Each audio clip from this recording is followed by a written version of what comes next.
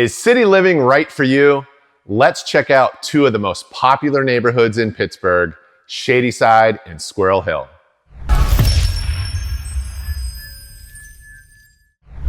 Welcome to my channel, Mark Knows Pittsburgh. I am Mark McClinchy and I'm a real estate agent with Compass Real Estate. I specialize with out-of-town clients that might not be familiar with all of the amazing neighborhoods and amenities that Pittsburgh has to offer. Be sure to subscribe and check out the rest of my channel. Today's video is part of a larger series that looks at some of the most popular neighborhoods in Pittsburgh and compares neighboring communities side by side. My role as a real estate agent goes way beyond the transaction itself. I'm an ambassador of sorts for the entire Pittsburgh region by providing resources like this video series that help prospective homebuyers learn about the communities and neighborhoods that might be the best fit for their needs. And these videos are just the start. Once you reach out well ahead of your buying window, we can drill down using my unique matching system to provide you with even more specific details down to the street level. After all, you are not trying to find just a house. You're trying to find your place in the world, and the neighborhood is a major factor. So let's get started with today's neighborhoods of Shadyside and Squirrel Hill.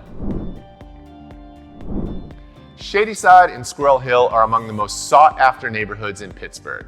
Be sure to stay to the end as I review the current real estate data for each area. Shadyside is a vibrant and charming neighborhood known for its walkability and flat streets, ideal for walking and biking. Shadyside is surrounded by Oakland, Bloomfield, Friendship, East Liberty, Bakery Square, Point Breeze, and Squirrel Hill. The close proximity to Pitt, Carnegie Mellon, and Chatham makes Shadyside a hub for students and academics. Also nearby are major hospitals that include UPMC Shadyside, West Penn Hospital, and Children's Hospital. Shadyside packs a ton of character into a 1 square mile area that sits between 5th Avenue and Center Avenue, though most people consider the East Busway to be the true northern border. The architecture in Shadyside is a standout feature, with grand 19th century mansions lining its tree-lined streets. One notable home is the Harvey Child's House, a colonial revival mansion now serving as the Pitt Chancellor's residence. In Shadyside's neighbor that sits just above 5th Avenue is Squirrel Hill. Squirrel Hill is the largest City of Pittsburgh neighborhood with nearly 30,000 residents. In the 1980s, the City of Pittsburgh divided Squirrel Hill into north and south sections for administrative purposes, though locals still just call the whole thing Squirrel Hill. The 4 square mile area of Squirrel Hill is easy to locate. It sits within Schenley Park and Frick Park, two of the largest city parks in the country. The northern border, as I alluded to earlier, is 5th Avenue, and the southern border is essentially the Homestead Grays Bridge. Squirrel Hill is primarily a residential area with a large business corridor along Murray Avenue and Forbes Avenue. It is also home to Chatham University, which was founded in 1869. By the way, Shadyside was named after a 19th century railroad station, which was inspired by all the tree-lined streets in the area.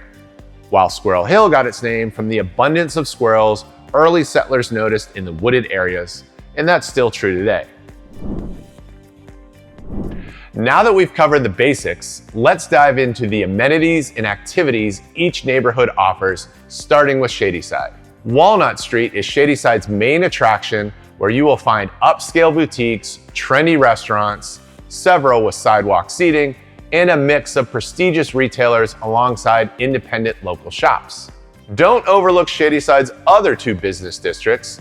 The Ellsworth Avenue corridor has more of a laid-back and artsy feel compared to the upscale energy of Walnut. The other area is South Highland Avenue, and it has expanded significantly over the years, and it's home to some of my favorite restaurants like Noodlehead, Mad Max, and Cosba. For dessert, be sure to grab some Millie's ice cream. Shadyside also boasts some of the city's best coffee shops, with almost too many great options to choose from. My top pick is Aravista, known for its phenomenal coffee and cool vibes. When in Shadyside, be sure to visit Roslyn Place, a charming street with just over a dozen homes, built in 1914. It's thought to be the last remaining wooden paved street in the country. Other fun things to do in Shadyside include skating at the Hunt Armory Ice Rink and exploring the gardens, sculptures, and history of Mellon Park. You can also find exciting community events and concerts at Mellon Park. Speaking of events, the Shadyside Arts Festival every August draws huge crowds and features some of the most talented artists in the region. The Jam on Walnut is a summer concert series that also draws big crowds to Shadyside. Turning our attention to Squirrel Hill, you'll discover another vibrant community with a broad range of options to satisfy any interest. A unique feature of Squirrel Hill is its diverse population, with 1/3 of residents being Jewish, and is home to numerous synagogues, schools, and community centers.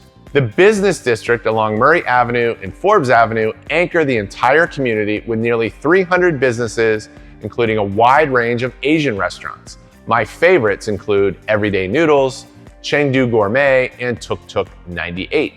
Along with so many delicious restaurants, you'll find tons of other businesses like Little Shoes, S.W. Randall Toys, and Jerry's Records that have greeted shoppers in Squirrel Hill for decades. Don't miss the Manor Theater for first-run classic and independent films, and the nearby Carnegie Library, a favorite spot my kids love to visit. And another spot they love going was the inclusive playground at the Children's Institute on Shady Avenue, designed for children of all abilities. And finally, the crown jewel, actually jewels, of life in Squirrel Hill is Schenley Park and Frick Park. Schenley Park offers nearly 500 acres of trails, tennis courts, playgrounds, and a disc golf course.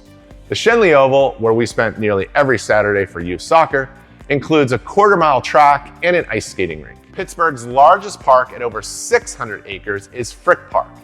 You'll find an extensive network of trails, a dog park, clay tennis courts, the Frick Environmental Center, and the famous Blue Slide Park, made iconic by beloved Pittsburgh rapper Mac Miller. Residents of Squirrel Hill and Shadyside exercise their school choice among multiple public and private school options. Let's first look at the public school options. Shadyside and Squirrel Hill are part of the city of Pittsburgh and served by the Pittsburgh public school system. At its peak around 1970, Pittsburgh Public served more than 70,000 students in over 100 schools. Today, enrollment is about 18,000 students, and there are just over 50 schools. There is much discussion about declining enrollment, excess capacity, and budget shortfalls, and it is likely there will be a series of school closures in the coming years. Despite this trend, two schools in these neighborhoods, Pittsburgh Colfax, currently serving grades K-8, and Pittsburgh Allderdice High School, remain very popular with strong community ties. Both schools are in the attendance boundaries for Shadyside and Squirrel Hill families. Pittsburgh Minadeo Elementary also serves the southern portion of Squirrel Hill. The only other public school within Shadyside or Squirrel Hill is Pittsburgh Liberty, serving grades K-5. Liberty is just off Walnut Street in Shadyside and holds a special place in my heart because I served as the principal there about 15 years ago, and all three of my daughters attended Liberty. Liberty is a Spanish magnet school and is one of 20 magnet schools in the Pittsburgh system. Be sure to click the link in the description for a video I made about the magnet school system. It is estimated that a little more than 1/3 of families in Squirrel Hill and Shadyside send their children to a private school. In Squirrel Hill, private schools include the Community Day School for grades K-8, St. Edmund's Academy for grades K-8, Yeshiva Schools, which is K-12, and the Hillel Academy, which is also K-12. In Shadyside, private schools include Winchester Thurston, the Ellis School for Girls, Kentucky Avenue, Sacred Heart, and the University School. I would also like to point out popular preschools in Squirrel Hill: the Carnegie Mellon Children's School, where my oldest daughter attended, La Escuelita Arco Iris, where my youngest attended, and another high-demand program is the Carriage House Children's Center. We will now turn the spotlight on the housing market for both Shadyside and Squirrel Hill. Be sure to stay to the end of this section to look at my side-by-side stats for 2024. Keep in mind, as with all of my videos, the focus is on single-family homes. In Shadyside, about 1/3 of the properties are single-family homes, another third are condos and mid to high-rise buildings, and the rest are townhomes, duplexes, and multifamilies. Whereas in Squirrel Hill, about 3/4 of the properties are single-family homes, and the remainder are condos, townhomes, and multifamily properties. Niche.com reports that 30% of Shadyside residents own their homes, compared to over 50% in Squirrel Hill. If you're interested in learning more about purchasing a condo, townhome, or multifamily property, or renting, be sure to reach out to me directly. Both neighborhoods showcase a picturesque aesthetic featuring tree-lined streets, beautifully landscaped yards, and charming homes with impressive curb appeal.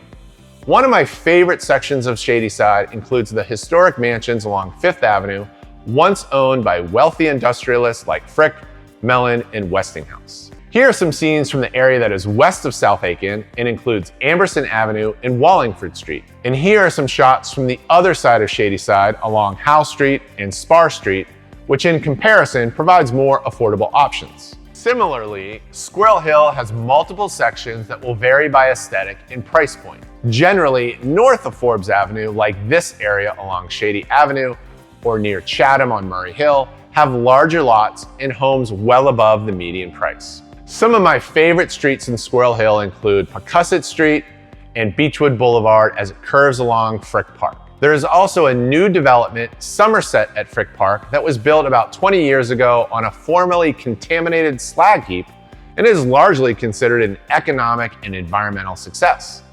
Let me take a moment to walk you through some of the key metrics for Shadyside and Squirrel Hill.